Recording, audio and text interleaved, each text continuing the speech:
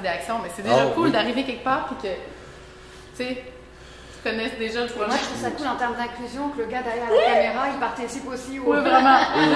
J'adore C'est ça. La voix de Dieu derrière. Elle arrive, on est dans une chapelle après tout. Mais le pire, c'est que je me fais arrêter sur la rue justement par ma voix, parce que normalement, quand je filme surtout les manifestations, c'est la même caméra que j'utilise avec un monopole, puis je cours après la police, les manifestants, etc. Mais mon visage, je retrouve pratiquement jamais devant le Kodak. Je suis tout le temps en arrière. Fait que le monde entend ma voix, je décris ce qui se passe, puis tout ça. Mais ils savent pas. Puis là, ben c'est ça. Fait que le monde entend ma voix, puis hey, je connais ça, cette voix-là. Moi, ça se peut, oui. Fait que, félicitations pour ton travail, j'ai jamais eu l'occasion de le dire. Ouais, vraiment. C'est vraiment super utile. Ouais. ben, c'est ma façon de militer activiste. C'est génial. J'ai 4 enfants, j'ai pu j'arrive à 40 ans aussi. J'ai plus la force et comment je pourrais bien dire ça? J'ai trop de responsabilités qui m'incombent pour me permettre de me ramasser. D'avoir la drive, oui, d'avoir la drive puis le guts que tu avais auparavant. C'est ça. C'est quand même au milieu de T'es quand même tout le temps, oui. t'as des yeux pour voir puis t'en fais profiter les gens qui sont pas là. 99 médias, est-ce qu'ils ont essayé de dénombrer les dernières manifestations? Ben, c'est moi qui le fais, oui. C'est moi qui le fais, c'est ta job aussi?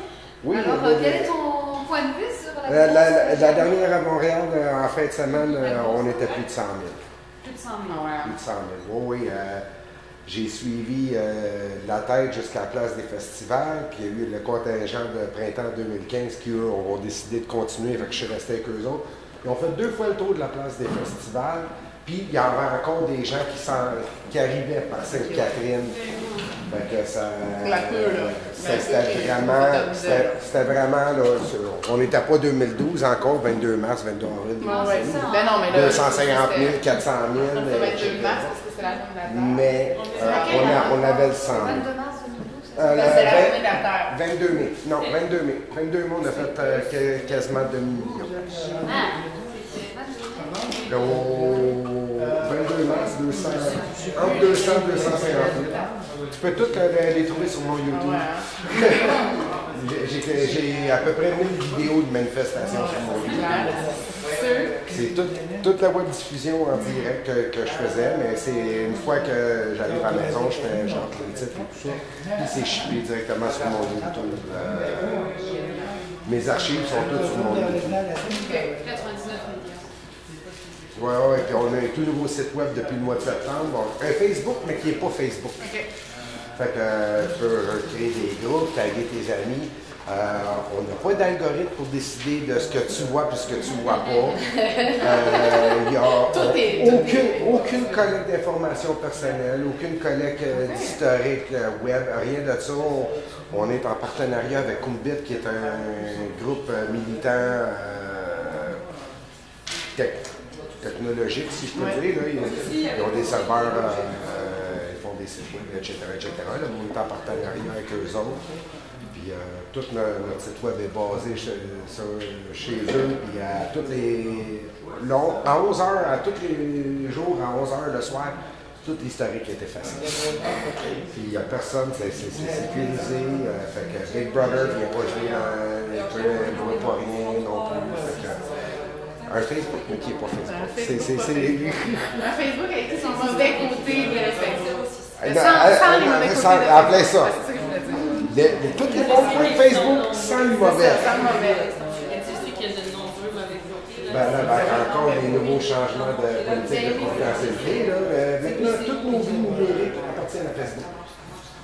Même ceux qui pensent que faire les beaux petits statuts que depuis 3 ans qui reviennent à chaque fois que Facebook, je ne permets pas à Facebook d'utiliser quelconque, absolument rien, parce que la minute que tu t'enregistres sur Facebook, tu as une liste de politique et de end-user. Le documentaire, mais ça, c'est le code de chez sa mère. La conjecture entre YouTube ou Facebook, puis ça, justement, la collecte des données. Oh oui, c'est hallucinant. C'est pratiquement rien, ça. Ils nous rapportent comme quoi que la NSA, CIA font des demandes continues. Le même site au Québec, moi, l'SPVM, la SQ, la GRC. Au-delà de ça, il y a le CRS, puis il y a la toute nouvelle. Tout nouveau service que Harper a mis je ne me rappelle plus combien de milliards dedans, le Centre canadien de surveillance des télécommunications.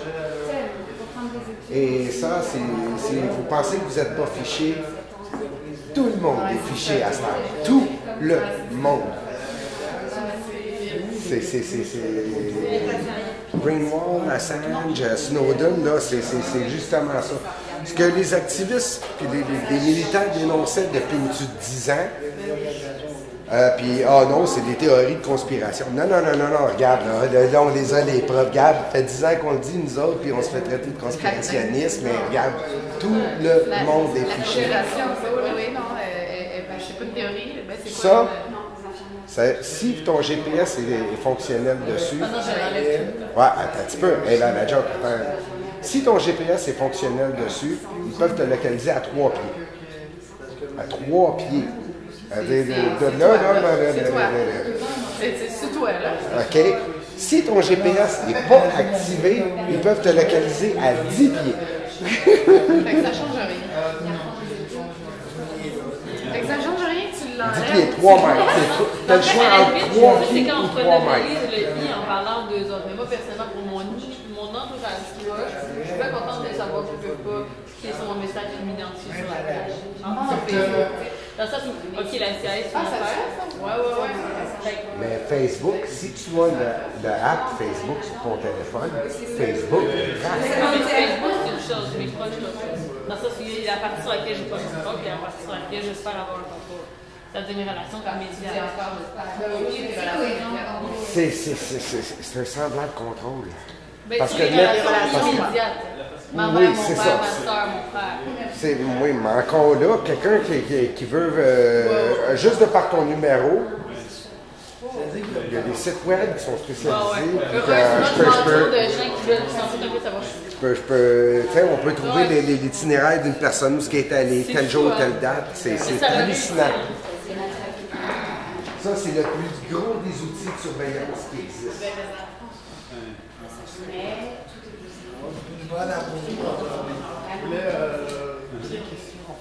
C'est un peu dans la mouvance des médias, des choses comme ça. Oui, on est. Nous, on est. Ouais, ben c'est ça. Nous, on est issus directement quand il y a eu les mouvements Occupy à grandeur de la planète. Occupons Montréal, on était plusieurs. Moi, je m'occupais déjà de la web diffusion pendant le Occupy. Quand le mouvement Occupy a terminé, ça avait donné lieu à un networking, un réseautage hallucinant. Et j'ai été mis en contact avec des documentaristes et tout ça. Puis quand ça s'est terminé, on a fait toi, tu fais du documentaire, toi, tu es un monteur, toi, pourquoi est-ce qu'on se regroupe pas, qu'on ne part pas de notre petite affaire, nous autres aussi. Puis de fil en aiguille, là, ça fait 3 ans qu'on roule. On a un site web qui est complètement Facebook, pas Facebook. J'ai tout expliqué dans l'âge mais bon. Tous nos courts-métrages ici, on a des documentaires longs, on a été censuré par le directeur général des élections au Québec au mois de mars cette année.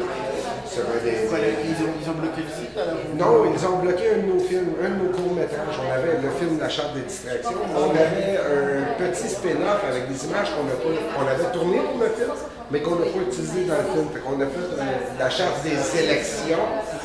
Et le directeur général, un petit film de quinzaine de minutes, si je me rappelle bien, il l'a censuré. Il nous a empêché de diffuser ça. Il nous a donné une publicité énorme. Mais bon, en dedans d'une semaine, le DGA, le directeur général des élections, est obligé de revenir sur sa décision et de nous reconnaître en tant que média. Donc là, on est vraiment ça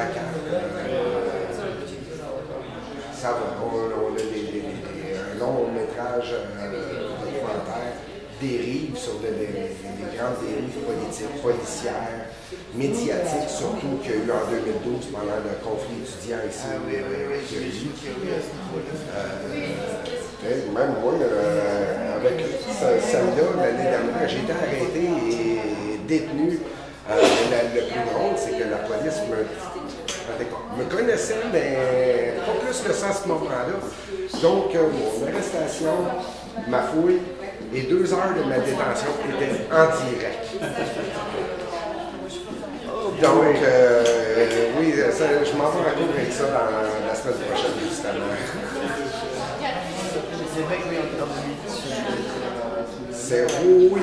les médias, comment ils traitent ça de manière allez voir la film Dérive. Media.org/dérive au pluriel. 73 minutes, si je me rappelle bien ça aussi. 73 minutes, 14 secondes.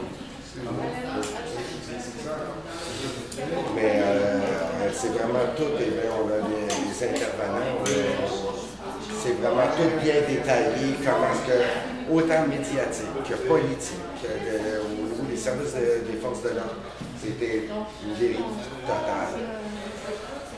Quand même les journalistes mainstream, là, les grands médias reconnus traditionnels. C'est ça, là, mais certains de leurs journalistes ou photographes ont été ramassés par la police aussi. Un des plus grands photographes de presse qu'on a au Québec, Jacques Nadeau, s'est fait ramasser par un policier à cheval. Oui, donc c'est vraiment de l'intimidation. Oui, pur et simple, pur et simple. Je me rappelle d'un soir où la cavalerie nous a chargés, on était plusieurs journalistes en train de couvrir, les photographes, il y avait juste du Kodak autour de moi. Puis la cavalerie nous a chargés, nous. Au lieu de s'occuper de la manifestation, c'est nous autres qui avons été chargés par la cavalerie. Fait que c'était. Non, on a vécu des vertes et des pommes, puis malgré leur intimidation, ben, je suis encore là. Tiens, le 29 novembre, il y a reçu une manifestation. Excuse-moi, même, j'étais à Radio-Can. Ça s'est bien passé. C'est live. Pas grave. Je suis juste ensemble. Non, ça se fait bien été. Les deux m'ont accueilli tout de suite. Moi, j'ai fait Ex-Aequo. Mais là, ils ont fait, oui, mais pas le moi, c'est Ex-Aequo. Ouais, bien sûr, je les connais aussi. Ben oui, je les connais aussi. Je couvre la nuit des sans-abri qui sont des bons amis. Oui, c'est ça, de par mon journalisme, militantisme, activisme,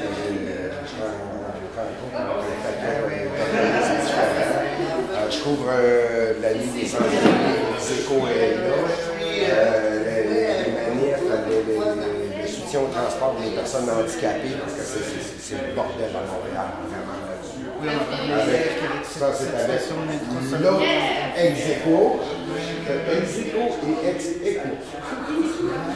C'est deux organismes tellement distincts, mais c'est ça.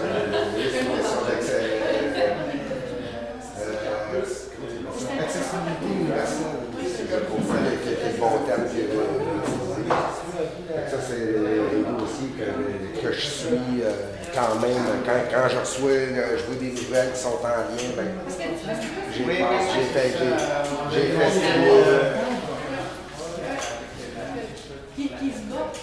Mais c'est intéressant parce que ça veut dire que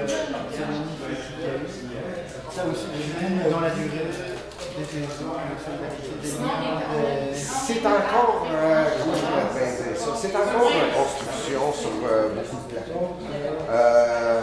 Encore en fin de semaine, on a eu une manif de 100 000 personnes ici à Montréal. Le 29 novembre. Oui, exact. On a eu 100 000 personnes, plus de 100 000 même à Montréal. Mais encore là, il y a plusieurs groupuscules qui sont encore en train de comment je pourrais bien dire ça? L'unité n'est pas encore parfaite dans la gauche, comme partout. Exactement. On a le monsieur, madame, tout le monde. Pas nécessairement, c'est ça, exactement. Fait qu'on a vraiment de l'extrême extrême, aller jusqu'à Comme j'ai eu là en fin de semaine, l'extrême centre aussi. Il y a l'extrême gauche, mais il y a l'extrême centre aussi. Donc, ça varie là, sur tous les niveaux. Puis même à ça, il y a des gens qui sont des libertaires, pas communistes, mais c'est ça. Là. Fait que ça joue vraiment dans le spectre politique, comme pas mal tout représenté à travers. Fait que c'est dur d'avoir une cohésion sociale complète. Oui, dans tout ce qui était mouvement c'est vrai que il y a une convergence de force sur l'action, mais c'est vrai qu'au niveau c'est tous des groupuscules, exactement. Et puis même, on prend en référence souvent les anarchistes, mais même au niveau de l'anarchie, ils ont plusieurs idéologies encore là. Les anarcho-primitifs, les anarcho-communistes, il y en a ça. Oui, et par exemple, la manip de quoi tu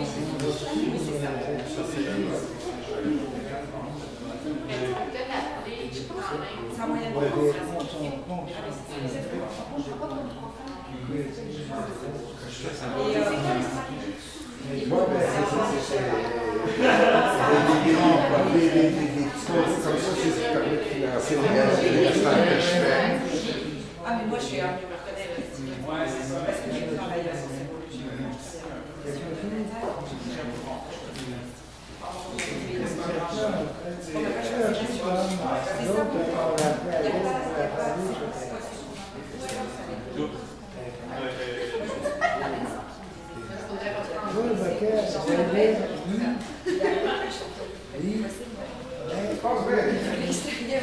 Même de l'eau, là. C'est le live,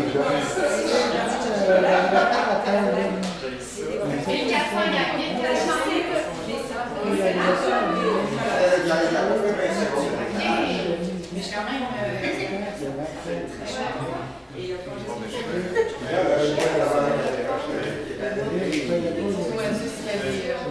Non, ben, je vous montre pas de chambre.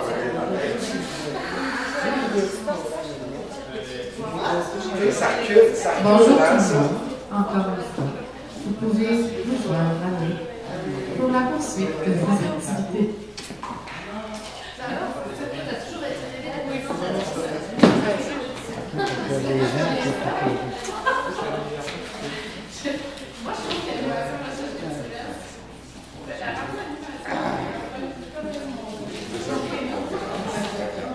C'est live, il y a 20 secondes de décalage entre le filmé et le.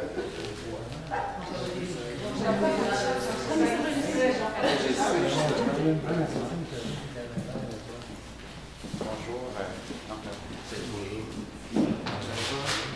Et juste pour notre plaisir, nous allons commencer par une petite projection. Sans en dire plus, et lancer vos regards vers.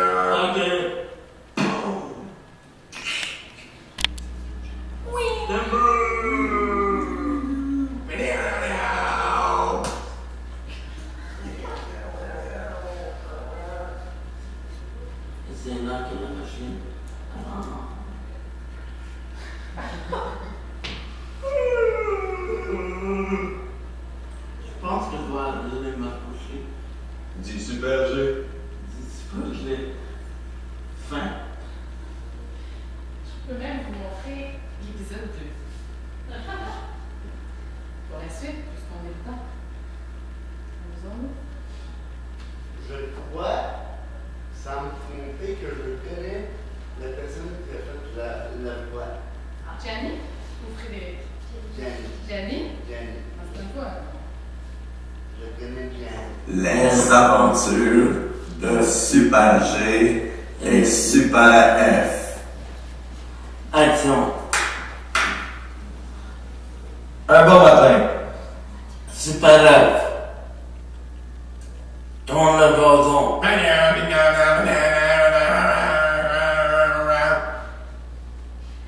Quand soudain,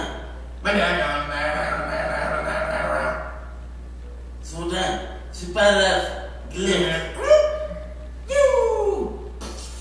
Et la tondeuse passe et le ferret.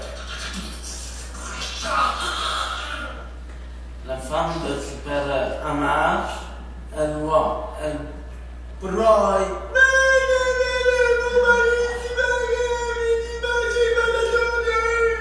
Super G attend tout.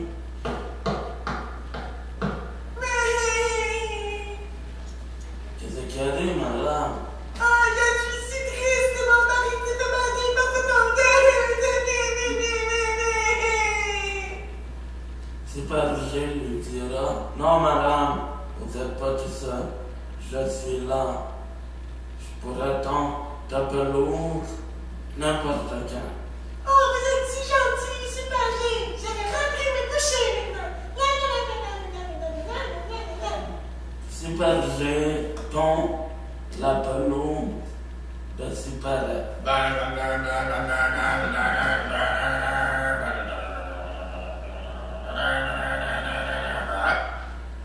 Là, Super G voit que la tondeuse s'est arrêtée. Super G va voir un amant en dessous de la tondeuse.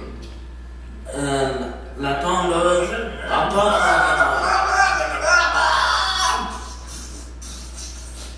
C'est ainsi Que Super G rejoint Super F. fin.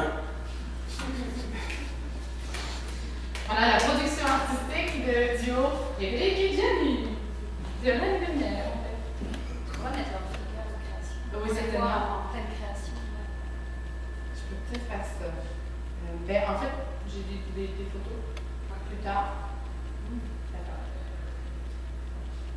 Je vais essayer de remettre. Je peux? Oui, ben.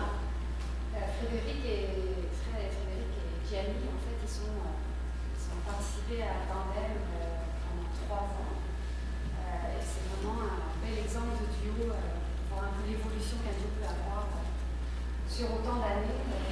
C'est un truc qui permet de voir la pertinence de pouvoir continuer sur du long terme dans ce genre de projet. C'est pas toujours évident d'avoir du long terme. C'est ça, ils ont commencé vraiment avec des pratiques, chacun avec les pratiques qu'ils connaissaient, pratiques peinture sur toile.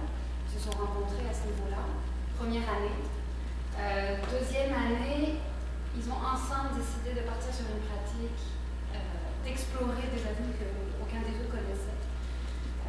Donc là, c'est devenu très intéressant parce que là, vraiment, tout ce qui était je connais pas, là, n'existait plus parce que vraiment, nous rencontrons une personne, on était vraiment, on parlait d'égalité tout à l'heure, on était vraiment dans un... Dedans. On était vraiment dedans, c'est ça. Et la connivence des deux artistes se sont vraiment rendus un duo d'artistes, une entité même en termes de duo. C'est plus Fred plus Gianni, c'est vraiment Fred et Gianni ensemble. Ils ont vraiment développé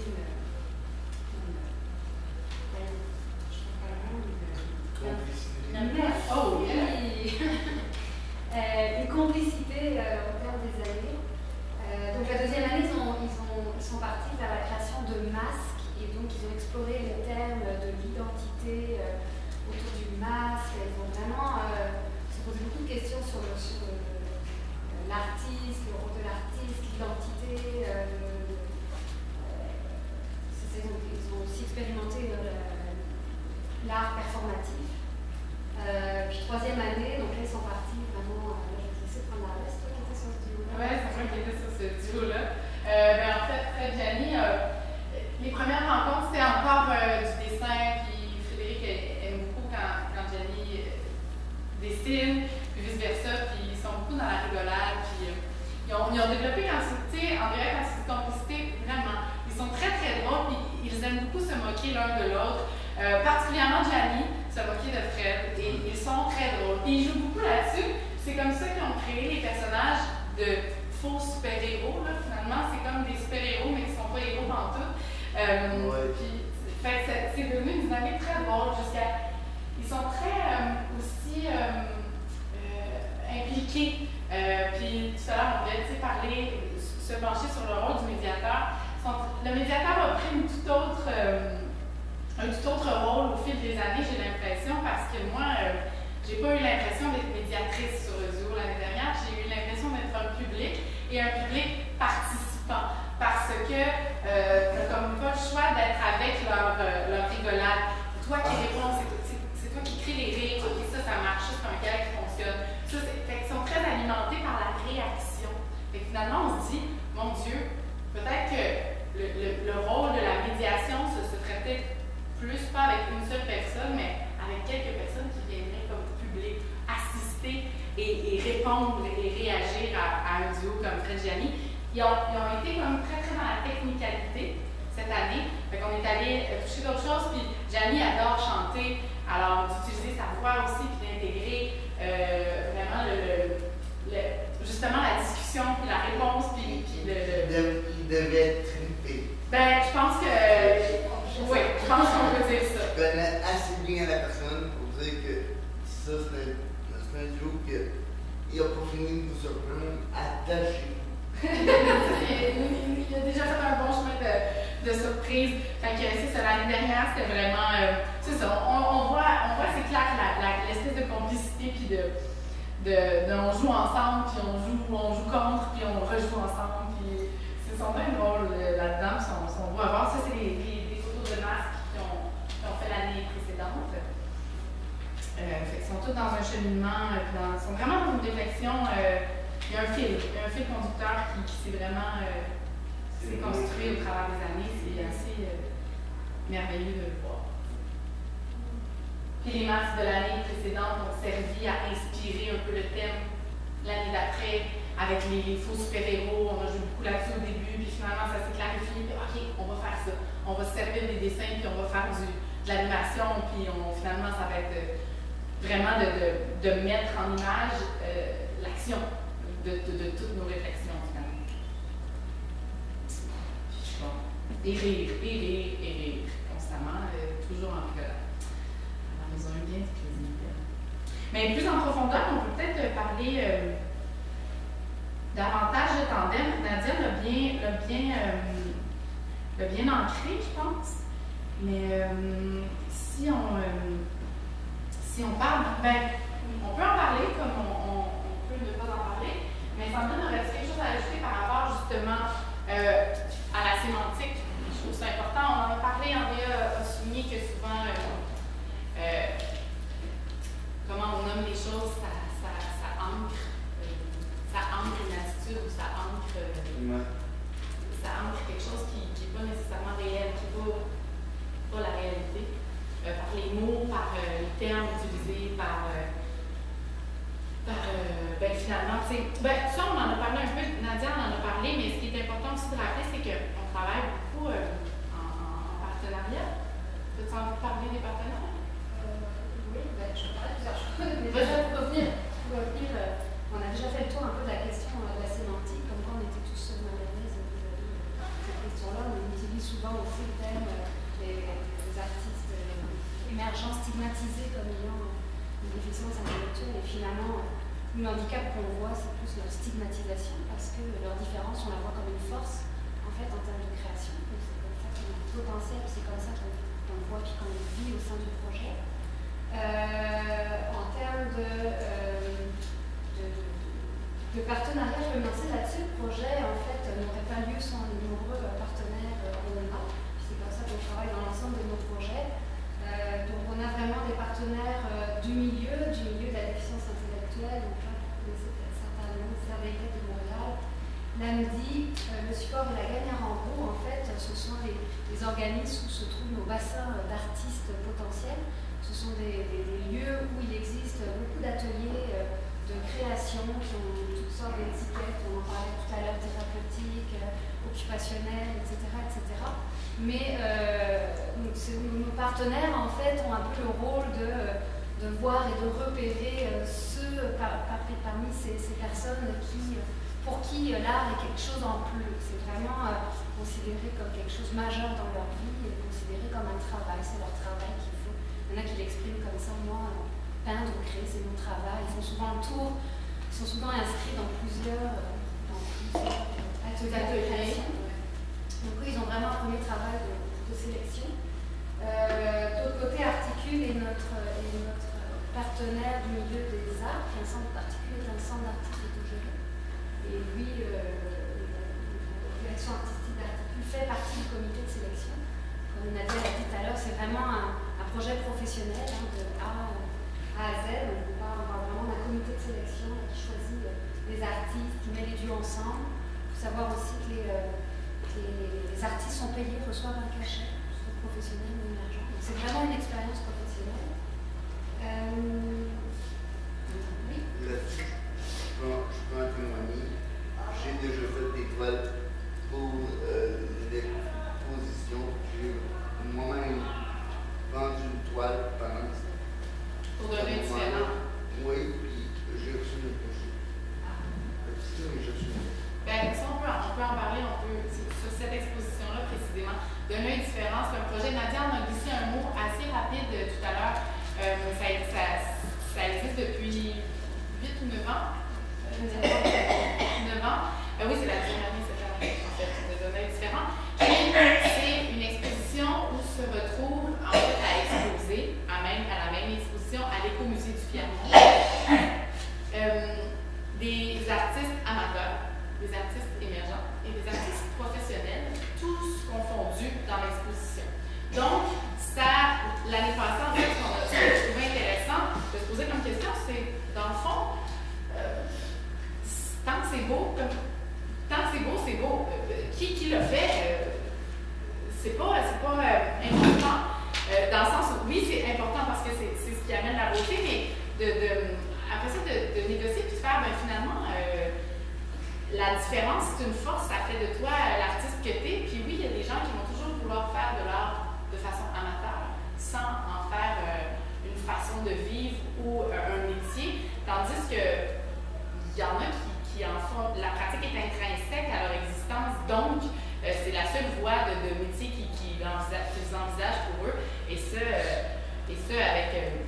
avec les moyens qu'on a, puis c'est pas, comme Nadia l'a bien précisé, c'est un cheminement très difficile, c'est assez hermétique comme milieu, le milieu des arts visuels, donc il est difficile de l'intégrer, alors qu'il y a beaucoup d'obstacles à franchir avant d'y parvenir et d'être considéré comme un artiste professionnel.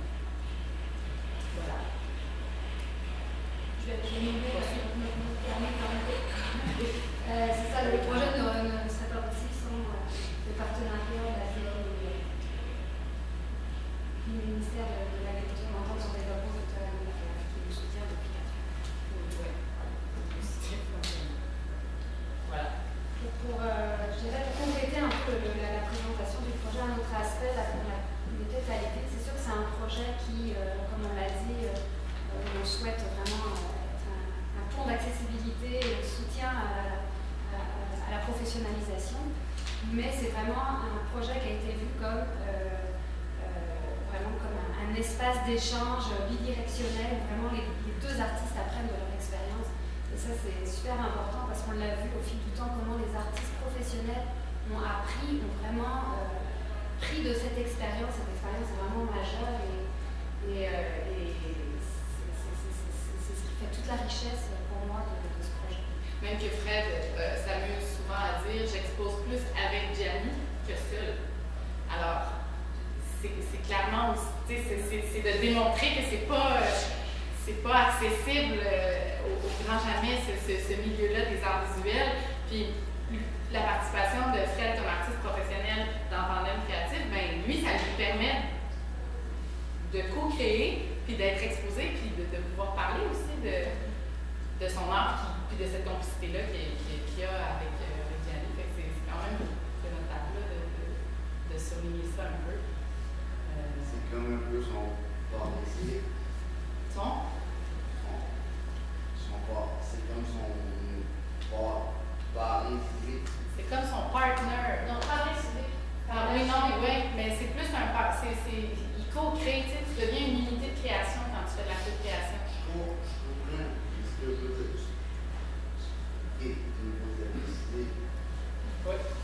Un peut pas aller sans l'autre. Donc, pour moi, c'est la personne de soutien dans l'art, même dans la vie de Gianni, cette personne-là est en support. Je suis pas lui qui s'appelle connaissez bien Gianni pour dire il y a souvent des numéros de téléphone qui se font échanger. Ça peut se parler en dehors de l'atelier. Ça, c'est fait. C'est pour ça que je dis ça. C'est de créateur à création, c'est devenu aussi son meilleur pote, si je peux dire. Son pote, en effet, son pote. Ça transparaît, puis c'est Gianni, peu importe combien ils ont sorti le poule. Oui. Il sait comment nous amener là. C'est vrai bon. Regarde, raison. La vie a fait qu'on s'est distancé parce que je suis plus loin de lui. Physiquement, oui. Par contre, quand on s'appelle, ça jase. C'est des heures. C'est un jaseux. Gianni, c'est un jaseux. En vrai, aussi. Oui, mais pas comme ça. Il y a des fois que j'ai une urgence pour voir du temps, c'est vrai, mais j'ai une urgence pour la Fait que dans le fond, si on peut parler rapidement, parce que je pense qu'on l'a bien exprimé, parler de la philosophie et des objectifs du projet. Bon, l'expérience professionnelle, je pense que ça, c'est clair, c'est un effort de professionnalisation dans un milieu qui est assez hermétique. Puis en fait, c'est ça, c'est un projet de médiation porteur de changement social parce que ça change le regard. Autant dans une exposition, c'est un vernissage professionnel, c'est une exposition professionnelle dans une magnifique petite galerie Articule qui est un centre d'artistes autogérés. En soi, dans les principes qu'on partage, ça change les regards parce que les gens, c'est un beau dialogue. C'est vraiment un bel événement, cet événement-là. Puis on est dans la mixité, puis les gens dans la rue passent, c'est souvent fin mai, début juin. Alors les gens passent dans la rue, les gens questionnent, tout le monde il fait trop chaud dans la galerie, fait que la moitié des gens du public est dehors, fait que là les gens, ça les amène à être curieux.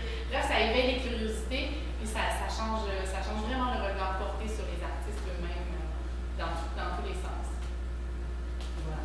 Ce qui est intéressant, c'est la mixité qu'on peut voir aux expositions. Puis quand on parle de changement social, c'est que là, on va encore à plusieurs niveaux. On permet le changement au niveau des artistes professionnels, par exemple, au niveau des structures d'artistes professionnels, au niveau des gens aussi qui sont dans l'entourage des personnes. C'est de montrer les possibilités, en fait, ouvre, passer porteur d'espoir, finalement, qui ouvre le champ des possibles. Changement d'esthétique, vraiment fini. C'est le début. Je vous présente l'organisme Nous Autres, qui est un organisme de sans but lucratif qui a été cofondé par Ève-Marie Tremblay et Maud Gendron-Langevin, qui sont forts de leur expérience à Gino, qui est un organisme à Laval, qui travaille avec la communauté plus sur la Rive-Nord, puis c'est un centre de réhabilitation, puis de physio, en fait.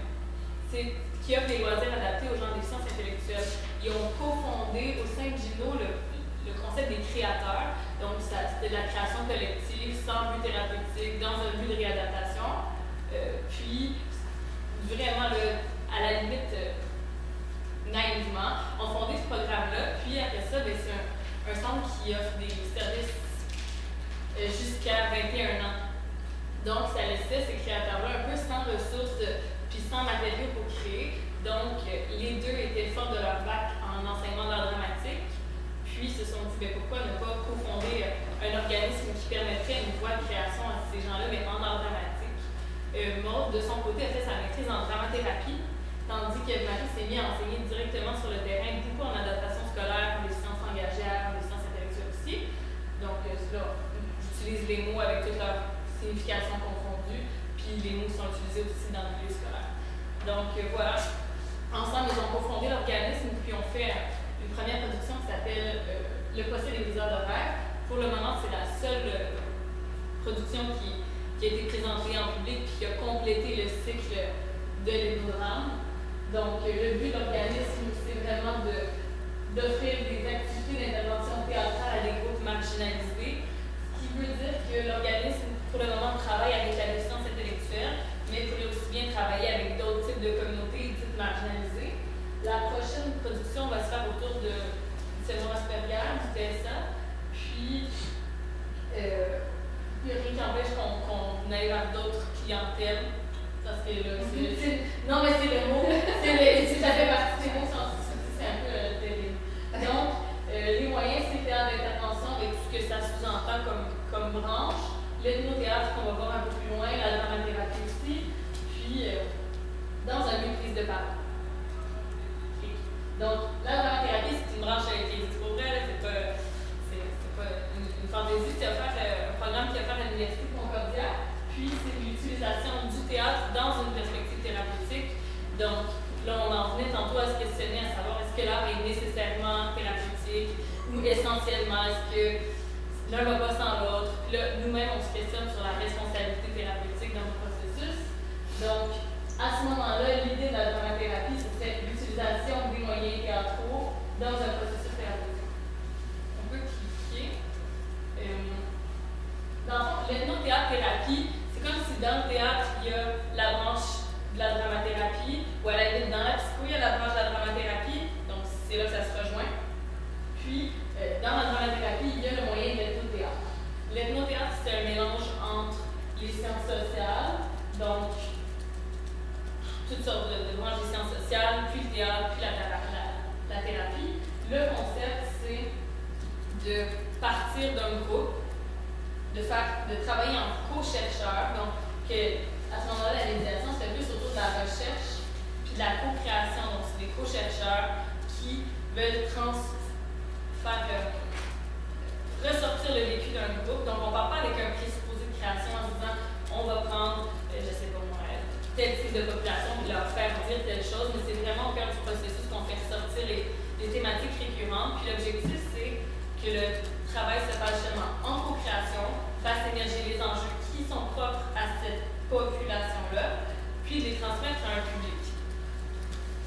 Donc, le but, c'est de rejoindre les gens, la communauté d'appartenance, parce que à la suite de la présentation dans laquelle on interpelle cette communauté-là, il y a un dialogue qui fait comme un retour sur la présentation, puis là, c'est comme une nouvelle étape de création, c'est-à-dire que la présentation n'est pas nécessairement une fin en soi, mais plus un moyen de communication avec ce public-là. Par la suite, on revient là-dessus. Donc, le processus de création commence par ce qu'on appelle un workshop, c'est-à-dire une espèce de tempête de figure, un atelier, quelque chose qui fait soulever les particules. Ensuite, création, exploration, recherche, c'est-à-dire qu'il y a quelque chose dans l'ethnothéâtre qui est propre à l'ethnographie, de la recherche du milieu, de la population, des interprétations de tout le monde là-dessus, de ce vécu. Oui, c'est ça. Puis le vécu des gens qui ont valeur ajoutée, c'est souvent ce qui suscite les questions, mais ça ne reste pas dans un vase clos entre nous. Ça s'ouvre sur autre chose aussi. Donc, il y a une volonté de documenter la question, puis de ne pas juste rester replié sur soi. Donc, ensuite, après la création, mise en scène, élaboration, répétition, puis représentation, retour avec le public, ce qui est vraiment une partie majeure, parce que juste de rendre compte de son vécu puis de le partager sans avoir un retour de la part du public, ça a vraiment moins de sens. Retour avec les participants, puis retour entre les animateurs et ou médiateurs et ou co-thérapeutes et ou toutes les expertises qui se mélangent là-dedans. Donc, c'est la façon que ça fonctionne en dramathérapie. Là, en ce moment,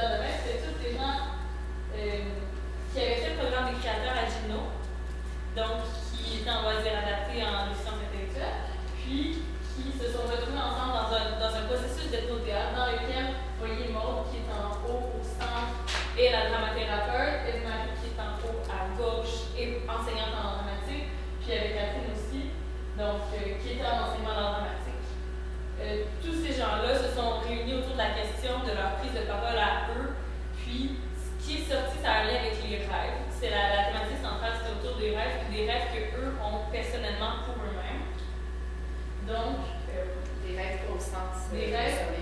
Non, pas au sens de ça, mais des rêves pour soi, là, des rêves sur ce qu'ils veulent faire plus tard, quelles sont les possibilités qu'ils sentent qu'ils ont, quelles sont, évidemment, quand on travaille sur l'improvisation autour du rêve, il y a nécessairement l'embûche qui arrive, qui n'attend pas une seconde pour arriver, là, donc ce qui se met en scène, c'est souvent des embûches à leur rêve, puis ils ont réussi à définir ce qui mettait les embûches, puis à les centraliser autour des parents, du milieu scolaire, puis des proches. Donc, la structure de la création s'est élaborée autour d'un procès. C'est ce qui est sorti de la chose. C'est super agressif, au sens où on pointe des enjeux, mais ils l'ont fait avec beaucoup de sensibilité, puis en donnant une place au public, une place à la limite absurde, c'est-à-dire que tout au long de la représentation, on mettait au banc des accusés les parents, puis là se vivaient les résultats d'improvisation dans lesquels on pointe du doigt les parents qui brisent, par exemple, les règles de gens qui vivent la puissance intellectuelle, puis demandait au public de voter si oui ou non les gens étaient coupables, s'il y avait des bonnes intentions ou pas, à quoi on devait les condamner, puis c'était... Donc, ça remettait tout en question la notion de la bonne foi.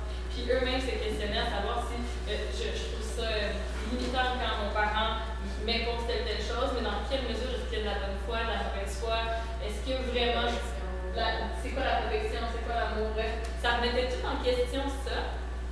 Puis, dans la salle, évidemment, c'était les parents, c'était les intervenants, c'était d'autres types d'animateurs, d'autres types de thérapeutes. Donc, puis, ce qui est très, très coquin, c'est que quand on était amené à voter, les premières fois, on avait l'impression de voter pour vrai. Donc, plus il y avait bonne foi, mauvaise foi, condamné à mort, condamné à toutes sortes de supplices du pas de bon sens, le public était amené à voter. Puis, en bout de ligne, il comptait comme ça les votes.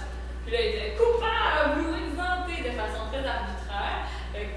Ça a ajouté quelque chose de très drôle là-dedans. Et là, la voix de Dieu surgit. Est-ce que ça existe en vidéo à quelque part, le procès des briseurs de rêve? Oui, ça existe. Puis, Où est-ce qu'on il va falloir qu'on échange des numéros de téléphone. Parce que j'y ai accès sur les vidéos, puis je n'avais pas sur ma clé. Est-ce qu'on pourrait le mettre sur le site de la projet? En fait, c'est une bonne question. Oui, un extrait du moins, parce qu'évidemment qu'il y a l'histoire de consentement, puis c'est pas tout le monde du groupe qui a libéré les consentements. Évidemment, ceux que vous voyez là, on fait évidemment. Donc, en bout de ligne, la façon que ça a procédé, c'est ce qui est sorti, c'est la question du rêve, puis évidemment les entraves au rêve. Ils ont personnifié ces entraves-là en 3 volets qui ont soumis à un procès. Puis les résultats de ce procès-là étaient à la fois humoristique, à la fois très tendu. Puis, donc, c'est le compte rendu du vécu d'un groupe marginalisé. Puis, après ça, la discussion avec le public était d'autant plus riche parce que tout le monde se sentait interpellé par l'accusation, par le rêve, parce qu'il y avait toutes sortes, tous les types d'intervenants étaient là, dont d'autres amis en sciences intellectuelles qui ne faisaient pas partie du processus de création, des gens qui vivent la création par le biais d'autres médias aussi. Donc, pour le moment, c'est ce qui s'est fait dans un contexte thérapeutique. C'est-à-dire que c'était une co-recherche entre la dramathérapeute et l'enseignante qui se partageaient les 2 chapeaux. Nécessairement, ça implique la notion de bon cop, bad cop aussi. Puis il y a toute la question du respect des expertises qui était délicate, parce que l'attachement n'est pas le même pour les 2. Puis il y en a une qui dirige ça. Bref, pour garder un bon duo là-dedans, il fallait vraiment de leur respect. Puis, en ce moment, on est en questionnement, donc on va en parler. Mais c'était vraiment dans le biais d'un contexte, par le biais de la thérapie que ça se passait. C'était un contrat, il y avait des exercices qui étaient façonnés en fonction de ça. Pour le clore là-dessus, pour le procès, puis on va se noter. Ouais, mais en fait, ça nous amène à parler du rôle du médiateur ou de l'animateur ou du thérapeute. Puis est-ce que, évidemment, je suis ici du milieu d'enseignement, donc est-ce que la formation d'enseignement, puis de sensibilité, suffit à soutenir ça? Oui, non, pourquoi? Avez-vous quelque chose à dire, commentaire? Vous avez parlé de Dieu? Non, Dieu, c'est une question de la non, c'était juste une voix. Parce que vrai savoir ce qu'il avait dit. Il m'a laissé un message vocal. J'ai dit une vidéo parce que je ne m'en rappelle pas très bien. Ouais, c'est ça. Ça fait dans l'ordre de la créativité, c'est ça? Pardon? Nous rentrons avec Dieu dans l'ordre de la créativité. Nous rentrons avec Dieu dans l'ordre de la créativité. L'ordre de la création. De la création. Ah, c'est qui? Ça prend plus que 7 jours par temps, on va se dire. Ça réfléchit là-dessus. Oui, Mireille. La question thérapeutique ou psychothérapie ou dans l'éducation, il y a une notion de rapport à l'État, c'est-à-dire de rapport à l'État puis de l'ordre professionnel ou avec toute une démarche pour que la psychothérapie soit contrôlée par l'ordre des psychothérapeutes. Elle-même est dromathérapeute. Elle est certifiée. Mais il faut que ce soit reconnu par quand même l'ordre des psychologues. Pour la Et il y a une formation parallèle de psychothérapeute. Ce qui est la même chose pour tous les musicothérapeutes. Il y a une formation de musicothérapie, mais là, est-ce qu'ils sont reconnus comme psychothérapeutes? Donc, ça pose ce problème-là d'un côté, mais l'autre, c'est la question du financement. C'est-à-dire qu'il y a l'histoire du loisir thérapeutique ou du loisir dans les établissements. L'État va prendre en charge une opération dans un cadre socio-hospitalier à la condition que ce soit thérapeutique. Oui, donc il y a toute cette contractualisation avec l'État. Je pense que je dois même mal exprimer, mais je dois même mal exprimer au sens où je pense pas que le questionnement tourne pas autour de est-ce que l'enseignante peut faire de la thérapie ou est-ce que l'animatrice, médiatrice et mot valise peut faire de la thérapie, mais est-ce que la nature du service qu'on veut offrir est nécessairement thérapeutique au sein d'un contrat, justement, ou est-ce... Parce que là, on se pose la question, est-ce que l'art est nécessairement thérapeutique? Puis là, il y a des gens qui, radicalement, se positionnent contre, qui se positionnent pour, puis il y a des gens qui ballottent aussi. Ce qui est particulier avec l'art dramatique, puis là, je parle pour ma paroisse, mais je parle pour ma paroisse, c'est que l'art dramatique est très... Le travail sur le personnage est particulier au sens où il y a une relation avec le soi qui est avec son propre souffle, son propre corps, ses propres émotions, puis la fiction. Ce rapport-là à la fiction est très, très délicat en lui-même. Puis quand on enseigne, par exemple, au secondaire et ou en licence intellectuelle au secondaire, il y a des explosions, puis ça vient chambouler des choses qui sont organiques aussi. Le travail sur le souffle, par exemple, vient chercher des choses qui potentiellement vont pas chercher quand on a un travail à distance, par exemple, en visuel. Au sens où il y a le soi, il y a l'œuvre, puis il y a cette distance. Il n'y a pas de médium entre son propre médium. Puis, à ce moment-là, il y a toute la notion de contrôle, le dosage entre le soi et le personnage, qui est très sensible. Donc, est-ce qu'on peut, par exemple, utiliser des exercices de genre dans le mais est-ce qu'on peut utiliser des exercices qui sont de nature thérapeutique, c'est-à-dire, par exemple, des techniques de théâtre playback, qui sont une branche de la dramathérapie, qui réactivent certaines émotions, qui génèrent des situations, sans le faire par le biais du contrat thérapeutique, parce qu'à titre d'enseignante, je peux utiliser les modalités d'exercice. Est-ce que ça fait de moi de charlatan? Est-ce que je viens de brasser des affaires sans tenir compte du rattrapé, du résultat? Puis comment est-ce que je rattrape le résultat pour me protéger la personne de sa propre fiction, si on veut, puis protéger les autres participants qui sont témoins de cette mise en danger-là à travers la fiction du théâtre, alors que c'est au sein de son propre corps, de sa propre voix, des symboles que la personne génère pour elle-même et pour les autres. Je ne sais pas si c'est clair. Ah, ben, j'ai pas envie de m'ajouter à ça, c'était super éloquent. Mais c'est intéressant que Mireille ait soulevé presque le caractère social, parce qu'un contrat, effectivement, on a une déficience intellectuelle, on a une déficience motrice, on a une déficience quand un professionnel l'a certifié. Et absolument, c'est ce qui détermine dans notre société si on... De la même manière, on oblige peut-être à avoir des activités justement thérapeutiques. Mais moi, ce que j'entends dans ce que vous faites, c'est quelque chose d'extrêmement social. Je veux dire, la travailleuse sociale à la rigueur serait beaucoup plus habilitée, ou la prof même. Mais d'où notre idée de notre ambition de la co-expertise, dans le sens où on veut, un peu au même titre qu'il y a eu des cours tandem, mêler différents types d'expertise. Évidemment, on est un jeune organisme, donc là, on a notre première production à jour, on se questionne, puis les deux femmes que vous avez vues qui sont cofondatrices viennent de générer en ce moment, il y a de cela un maximum de 3 mois, un enfant organique, c'est-à-dire qu'il y a un personnages eux-mêmes qui est en vie, là. Puis ils t'ont donné vie. Donc, ça fait un temps de latence aussi pour l'organisme, durant lequel on se questionne. On réfléchit. Puis on veut s'outiller de différents types d'intervenants. Puis le travail social est, par exemple, un super outil comme une technicienne en éducation spécialisée de d'autres raisons, puis un philosophe pour d'autres raisons. Mireille, tu voulais rebondir sur ce que je trouve que c'est très délicat comme questionnement, le rapport professionnel ou thérapeutique, etc. Tu disposes d'outils. Oui. C'est comme si j'écoute une amie, moi je suis psychologue, je fais plus ma cotisation, je suis plus psychologue. Mais tu discutes avec une amie, là c'est quand est-ce que tu commences à aider ou pas? Quand est-ce que tu prétends?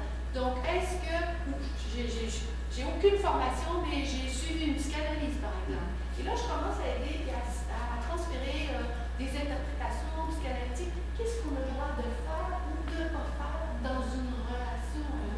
C'est que tu poses des outils, en guillemets. Est-ce que ces outils-là ont un usage réservé? Une semaine, c'est clair. Un bistouri, c'est clair. Mais dans notre relation dialogique avec quelqu'un d'autre, ou le théâtre, ou la peinture, mais c'est que le pouvoir est pas. Mais il y a le pouvoir. Quand on joue dans la fiction, c'est-à-dire dans la relation entre réalité puis fiction, entre soi et personnage, puis que nos propres moyens sont des moyens, c'est-à-dire nos propres moyens vocaux, corporels, affectifs sont des moyens pour transcender la fiction et la réalité, ça fait en sorte que c'est évocateur, donc ça a un pouvoir, donc c'est potentiellement dangereux. À ce moment-là, est-ce qu'on pourrait avoir la présomption de faire du théâtre qui fait du bien, parce que nécessairement que le théâtre a un pouvoir catharsisant ou de faire du bien, sans être entré dans le thérapeutique, parce que dans les activités d'improvisation qui ne sont pas de nature thérapeutique, qui ne font pas partie des... Parce que, par exemple, l'improvisation est un moyen théâtral, mais pas nécessairement une fin en elle-même. Parfois, on utilise l'impro dans le cadre dramathérapeutique ou thérapeutique, mais parfois, on l'utilise à d'autres fins, c'est-à-dire à des fins purement pédagogiques. Mais quand on utilise l'impro, même à ces fins-là, ça a des débouchés, ça amène à des choses qui sont hors de notre contrôle. Fait qu'à ce moment-là, est-ce que le fait de l'utiliser dans tel cadre ou dans tel cadre, alors que c'est pas un moyen thérapeutique, fait-nous déjà avancer? C'est des questions qui se posent. Mais les profs, on a toujours cette question. Moi, je travaille en communication, en psychosociologie, donc on est formé en psychosociologie, la plupart sont pas psychologues, ils sont formés à faire de l'animation de groupe. Et puis, tu te souviens du truc d'animation de groupe, et puis développement de la personne, que les personnes récompensaient. Où tu commences puis où tu arrêtes. Tu es un ami, tu peux être un ami pourri, puis l'amitié, c'est bon pour la santé mentale. Ben oui, mais si un ami pourri, peut-être pas. Non, mais c'est vrai. Mais en même temps, c'est dans notre rapport comme professeur, je trouve inacceptable d'entrer dans la vie publique de dire. On peut pas. Alors, elle a la limite. Ça va t'aider parce que explique-moi ce que tu vis ou explique-moi. Tu as des problèmes d'apprentissage. Oui, si la personne vient me voir, il me demande que. Mais là, il y a des limites à tracer. Donc, si je pose une question, je vais demander à la personne la permission de poser la question. Donc, si toi tu sais que c'est dangereux, ben, là, c'est ça. Est-ce qu'on va abuser des outils dont on dispose? C'est tout le temps ça. Mais je pense qu'il y a des rapports qui sont différents dans le sens où, là, je dis dangereux, je devrais dire powerful. Dans le sens où c'est puissant. Je pense que là, je parle à la fois de ma pratique d'enseignante, à la fois de ma pratique au sein de l'organisme, mais il y a des choses à ne pas confondre, c'est-à-dire que Maud et Marie sont les deux des enseignantes, ont leur pratique enseignante, ont leur pratique en animation et ont leur pratique Maud en dramathérapie, Marie au sein de l'organisme. Là, comme enseignant, on est nécessairement limité par tout ce qu'on